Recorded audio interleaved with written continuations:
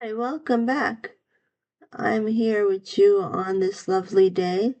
There were birds whistling outside. It's spring. Yay. It is important to remember that stories can be changed. Does it produce a feeling of safety knowing when one hears something, it is a story in one's mind? For example, there was a noise in the story. This event can be changed as well as the audio.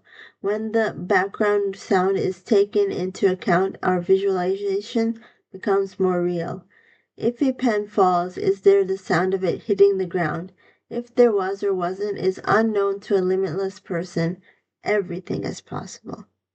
Our standard education trains us what is real and what is fiction. Let's change what we see, hear, think, even feel. This requires unlearning what television brought us up with. When you see a depressive poverty story, imagine the poor people as prosperous. Visualize them building mansions, prosperous shops in the background of the poverty occurrence examined by the cameras and storytellers.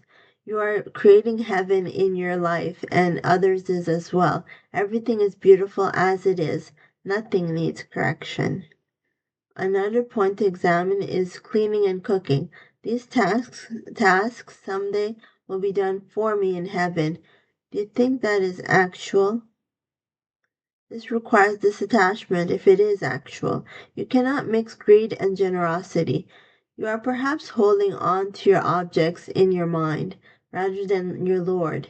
Honestly don't try to recall my possessions. No, this is my laptop, my space, and my other objects. No, no, no, no, no. Letting go of your properties is key towards freedom. Someday you will no longer be conquered by your possessions and that you possess. Rather, you will instead make room for your divine Buddha, Allah, God, universe, other spiritual, higher spirits. Do you see this?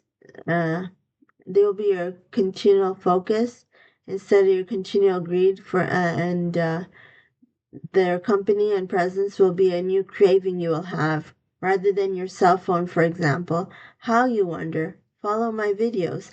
I'm a saint and in continual training still. Don't delay your relationship with your higher self, be it God, Allah, Buddha, universe, other spiritual spirits. So that's it. Continual training, I don't think it ever ends. With lifelong learning, even in the next life, you know. So that's it for now. Have a nice day. Bye bye.